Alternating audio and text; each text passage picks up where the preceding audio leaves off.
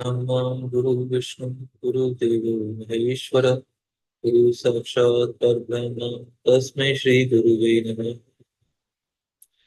त्वमेव माता च पिता त्वमेव त्वमेव बन्धुः च सखा त्वमेव त्वमेव विद्या द्रविणं त्वमेव त्वमेव सर्वं मम देव देव। यहाँ से 42वां अध्याय प्रारंभ होता है।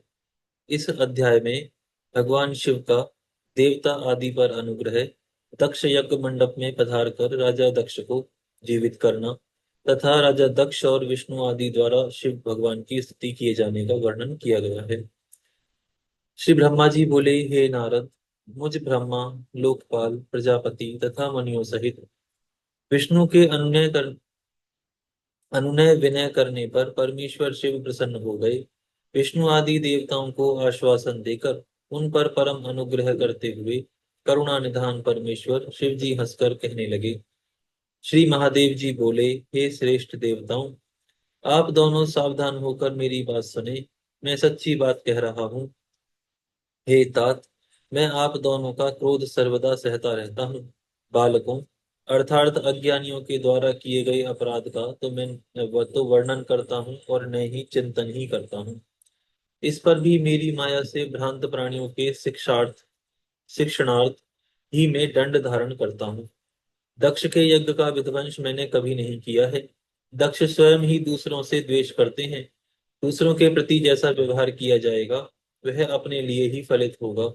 अतः दूसरों को कष्ट देने वाला कार्य कभी नहीं करना चाहिए।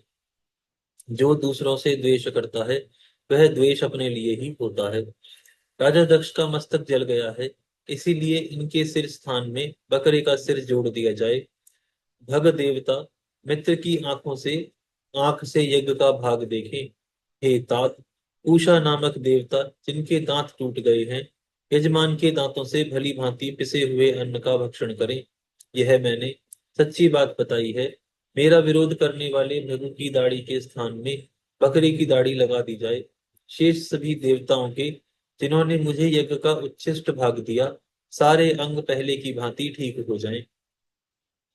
याकिकों में से जिनकी भुजाएं टूट गई हैं वे अश्विनी कुमारों की भुजाओं से, और जिनके हाथ नष्ट हो गए हैं वे पूषा के हाथों से अपना काम चलाएं। यह मैंने आप लोगों के प्रेमवश कहा है। ब्रह्मा जी बोले, हे नारद, इस प्रकार कहकर वेद का अनुसरण करने वाले सुर सम्राट चराचरपति दयालु परमेश्वर महादेव जी चुप हो गए। भगवान शंकर का यह वचन सुनकर श्री विष्णु और ब्रह्मा सहित संपूर्ण देवता संतुष्ट हो गए। वे तत्काल साधुवाद देने लगे। तदनंतर भगवान शंभु को आमंत्रित करके मुझ ब्रह्मा और देवर्षियों के साथ भगवान विष्णु अत्यंत हर्षित हो पुनः दक्ष की यज्ञशाला की ओर चले। इस प्रकार उनकी प्रार्थना से भगवान शंभु विष्णु आदि देवताओं के साथ कनखल में स्थित प्रजापति राजा दक्ष की यज्ञशाला में गए। उस समय रुद्रदेव ने वहां यज्ञ का और विशेषतः देवताओं तथा ऋषियों का विध्वंस जो वीरभद्र के द्वारा किया गया था उसे देखा। स्वाहा, स्वधा, पूषा, तुष्टि, धृति, सरस्वती, अन्य समस्त ऋषि, पितृ, अग्नि तथा अन्य अन्य बहुत से यक्ष, गंधर्व और राक्षस वहां पड़े थे। उनमें से कुछ लोगों के अंग तोड़ डाले गए थे, कुछ लोगों के बाल नोच लिए गए थे, और कितने ही उस सम्रांगण में मरे हुए पड़े थे। उस यज्ञ की वैसी दुर्वस्था देखकर भगवान शंकर ने अपने गणनायक पराक्रमी वीरभद्र को बुलाकर हंसते हुए कहा कि हे महाबाहु वीरभद्र, यह तुमने कैसा काम किया। हे तात, थोड़ी ही देर में देवता तथा ऋषि आदि को बड़ा भारी दंड दे दिया। हे तात, जिसने ऐसा द्रोहपूर्ण कार्य किया तथा इस विलक्षण यज्ञ का आयोजन किया जिसे ऐसा फल मिला, उस दक्ष को तुम शीघ्र यहाँ ले आओ। ब्रह्मा जी बोले, भगवान शंकर के ऐसा कहने पर वीरभद्र जी ने शीघ्रता पूर्वक दक्ष का धड़ लाकर उन शंभु के समक्ष डाल दिया। हे मुनि श्रेष्ठ, उसे सिर रहित देखकर लोक कल्याणकारी भगवान शंकर ने आगे खड़े हुए वीरभद्र जी से हंसकर पूछा कि राजा दक्ष का सर कहाँ है। तब प्रभावशाली वीरभद्र ने कहा, हे भगवान शंकर, मैंने तो उसी समय दक्ष के सिर को आग में होम कर दिया था। वीरभद्र जी की यह बात सुनकर भगवान शंकर ने देवताओं को प्रसन्नता पूर्वक वैसी ही आज्ञा दी जो पहले से दे रखी थी। भगवान भव ने उस समय जो कुछ कहा उसकी मेरे द्वारा पूर्ति कराकर श्री हरि आदि सब देवताओं ने भृगु आदि सबको शीघ्र ही ठीक कर दिया। तदनंतर भगवान शंभु के आदेश से प्रजापति दक्ष के धड़ के साथ सवनीय पशु बकरे का सर जोड़ दिया गया। उस सिर के जोड़े जाते ही शंभु की कृपा दृष्टि पड़ने से प्रजापति दक्ष प्राण प्राप्त करके तत्क्षण सोकर जगे हुए पुरुष की भांति उठकर खड़े हो गए। उठते ही राजा दक्ष ने प्रसन्न चित्त होकर प्रेम पूर्वक अपने सामने करुणानिधि भगवान शंकर को देखा। पहले महादेव जी से द्वेष करने के कारण उनका अंतःकरण मलिन हो गया था, परंतु उस समय शिव जी के दर्शन से वे तत्काल शरद ऋतु के चंद्रमा की भांति निर्मल हो गए। यद्यपि वे प्रेम के वशीभूत होकर मन में शिव जी की स्तुति करने की इच्छा कर रहे थे, किंतु उन्हें उसी समय सती के ब्रह्मा जी किंतु उन्हें उसी समय सती के ब्रह्मा जी बोले शरीर त्याग का स्मरण हो गया, इसीलिए वे उत्कंठा से व्याकुल होने के कारण स्तुति नहीं कर सके। तदनंतर लज्जित होकर दक्ष प्रजापति प्रसन्नचित्त हो विनम्रता पूर्वक लोक का कल्याण करने वाले भगवान शंकर की स्तुति करने लगे। राजा दक्ष बोले, वरदानी, श्रेष्ठ, महेश्वर, ज्ञान निधि, सनातन देव को नमस्कार करता हूँ। देवादि देवों के भी ईश्वर, सुख रूप एवं संसार के एकमात्र बंधु भगवान भगवान शंकर जी को मैं नमस्कार करता हूँ। हे विश्वेश्वर, आप विश्वरूप, पुरातन, ब्रह्मा तथा आत्म स्वरूप को मैं नमस्कार करता हूँ। मैं सर्व को नमस्कार करता हूँ। मैं संसार के भावों का चिंतन करने वाले परात्पर भगवान शंकर को नमस्कार करता हूँ। हे देव देव, हे महादेव, आपको नमस्कार है। मुझ पर कृपा कीजिए। हे कृपा निधे, हे शंभु, आज मेरे अपराध को क्षमा कीजिए। हे भगवान शंकर, आपने दंड के बहाने ही मुझ पर अनुग्रह किया है। मैं खल और मूर्ख हूँ। हे देव, मुझे आपके तत्व का ज्ञान नहीं था। हे प्रभु, आप विष्णु एवं ब्रह्मादि देवताओं के भी सेव्य, वेदों से जानने योग्य तथा महेश्वर हैं। आज मुझे आपके तात्विक स्वरूप का ज्ञान हुआ है। आप सभी लोगों में श्रेष्ठ माने गए हैं। आप सत्पुरुषों के लिए कल्प वृक्ष हैं और दुष्टों को सदा दंड प्रदान करने वाले हैं। आप सर्वथा स्वतंत्र, परमात्मा एवं भक्तों को अभिष्ट वर प्रदान करने वाले हैं। आप परमेश्वर ने ही अपने मुख से विद्या, तप तथा व्रत धारण करने वाले इन ब्राह्मणों के को तत्व का साक्षात्कार करने के लिए उत्पन्न किया है। समस्त गोरु पशुओं की रक्षा जिस प्रकार गोपति द्वारा की जाती है, उसी प्रकार आप सभी विपत्तियों से रक्षा करते हैं। आप मर्यादा के परिपालक तथा दुर्जनों के लिए दंड धारण करते हैं। हे भगवान, मैंने अनेक प्रकार के कटु वचन रूपी बाणों से आप परमेश्वर को बीध डाला था, फिर भी अत्यंत क्षीण आशा वाले इन देवताओं सहित मुझ पर आपने दया की है। इसीलिए हे शंभु, हे दीन बंधु, हे भक्त वत्सल, आप परात्पर भगवान मेरे द्वारा की गई पूजा से संतुष्ट हो जाइए। ब्रह्मा जी बोले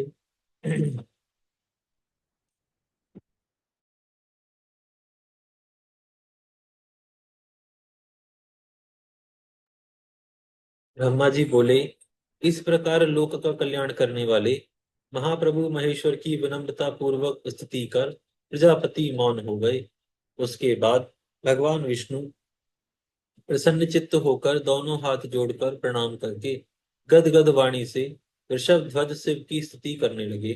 भगवान विष्णु बोले, हे महादेव, हे महेशान, लोक पर अनुग्रह करने वाले, हे दीन बंधु, हे दयानिधि, आप पर ब्रह्म परमात्मा हैं। हे प्रभु, आप सर्वव्यापी स्वतंत्र हैं। आपका यश वेदों से ही जाना जा सकता है। आपने हम लोगों पर कृपा की है, उससे हम लोग कृतकृत्य हो गए। हे महेश्वर, इस मेरे भक्त दुष्ट दक्ष ने पूर्व में आपकी जो निंदा की है, उसे आप क्षमा कीजिए, क्योंकि आप निर्विकार हैं। हे भगवान शंकर, मैंने भी मूर्खतावश आपका अपराध किया है। जो राजा दक्ष के पक्ष से आपके गण वीरभद्र के साथ युद्ध किया, हे सदाशिव, आप मेरे स्वामी हैं, आप पर ब्रह्म हैं, मैं आपका दास हूँ। आप सभी के पिता हैं, इसीलिए आपको हम सबका पालन करना चाहिए। ब्रह्मा जी बोले, हे देव देव, हे महादेव, हे करुणा सागर, हे प्रभु, आप स्वतंत्र, परमात्मा, परमेश्वर, अद्वय तथा अविनाशी हैं। हे ईश्वर, हे देव, आपने मेरे इस पुत्र पर अनुग्रह किया। अब आप अपना अपमान भूलकर राजा दक्ष के यज्ञ का उद्धार कीजिए। हे देवेश, अब आप प्रसन्न हो जाइए और अपने सभी प्रकार के शापों से इसका उद्धार कीजिए। आप ज्ञानवान ही मुझे प्रेरणा देने वाले हैं और आप ही निवारण करने वाले हैं। हे महामुनि, इस प्रकार परमात्मा महेश्वर की स्तुति करके दोनों हाथ जोड़कर मैंने अपने मस्तक को झुकाकर उन्हें प्रणाम किया। तदनंतर इंद्र आदि देवतागण एवं लोकपाल सावधान होकर प्रसन्न मुख कमल वाले शंकर जी की स्तुति करने लगे। उसके बाद अन्य सभी देवता, सिद्ध, ऋषि एवं प्रजापति गण भी प्रसन्नता के साथ भगवान शिव जी की स्तुति करने लगे। तत्पश्चात उपदेवता, नाग, सदस्य तथा ब्राह्मण लोग भी सद्भक्ति से प्रणाम कर अलग अलग स्तुति करने लगे। यहाँ पर यह अध्याय पूर्ण होता है। यहाँ से 43वां अध्याय प्रारंभ होता है। इस अध्याय में भगवान शिव का राजा दक्ष को अपनी भक्त वत्सलता, ज्ञानी भक्त की श्रेष्ठता तथा तीनों देवों की एकता के बारे में बताया गया है। राजा दक्ष का अपने यज्ञ को पूर्ण करना, देवताओं का अपने अपने लोकों को प्रस्थान तथा सती खंड का उपसंहार और महात्म्य इस अध्याय में बताया गया है।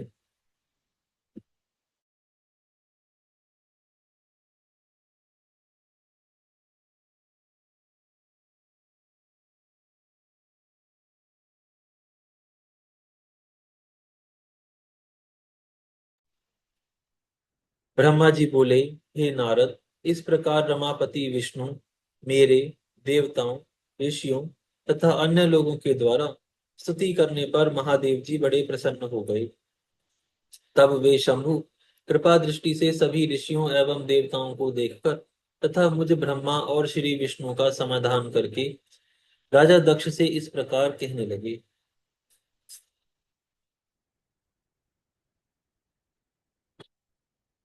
महादेव जी बोले, हे प्रजापते, हे दक्ष, मैं जो कुछ कह रहा हूं उसे सुनिए। मैं प्रसन्न हूँ। यद्यपि मैं सबका ईश्वर हूँ और स्वतंत्र हूँ, फिर भी सदा भक्तों के अधीन रहता हूँ। चार प्रकार के पुण्यात्मा मेरा भजन करते हैं। हे दक्ष, हे प्रजापति, उनमें पूर्व की अपेक्षा उत्तरोत्तर श्रेष्ठ है। उसमें आर्थ, जिज्ञासु, अर्थार्थी और चौथा ज्ञानी है। पहले के तीन तो सामान्य भक्त हैं और चौथा विशिष्ट महत्व का है। उनमें चौथा ज्ञानी ही मुझे अधिक प्रिय है और वह मेरा रूप माना गया है। उससे बढ़कर दूसरा कोई मुझे प्रिय नहीं है। मैं सत्य सत्य कह रहा हूँ। वेद वेदांत के पारगामी विद्वान ही मुझ आत्मज्ञानी को ज्ञान के द्वारा जान सकते हैं। अल्प बुद्धि वाले ही ज्ञान के बिना मुझे प्राप्त करने का प्रयत्न करते हैं। कर्म के वशीभूत मूढ़ मानव न वेदों से, न यज्ञों से, न दानों से, न तपस्या से ही मुझे पा सकता है। आप केवल कर्म के द्वारा ही इस संसार को पार करना चाहते थे, इसीलिए रुष्ट होकर मैंने इस यज्ञ का विनाश किया है। अतः हे दक्ष, आज से आप बुद्धि के द्वारा मुझे परमेश्वर मानकर ज्ञान का आश्रय लेते हुए सावधान होकर कर्म करिए। प्रजापति, आप उत्तम बुद्धि के लिए मेरी दूसरी बात भी सुनिए। मैं अपने सगुण स्वरूप के विषय में भी धर्म की दृष्टि से गोपनीय बात आपसे कहता हूँ। जगत का परम कारण रूप मैं ही ब्रह्मा और विष्णु हूँ। मैं सबका आत्मा, ईश्वर, साक्षी, स्वयं प्रकाश तथा निर्विशेष हूँ। हे मुनि, अपनी त्रिगुणात्मिकता माया में प्रवेश करके मैं ही जगत का सृजन, पालन और संहार करता हूँ। क्रियाओं के अनुरूप ब्रह्मा, विष्णु और रुद्र नामों को धारण करता हूँ। आज यहाँ विराम करते हैं, फिर कल से प्रारंभ करेंगे।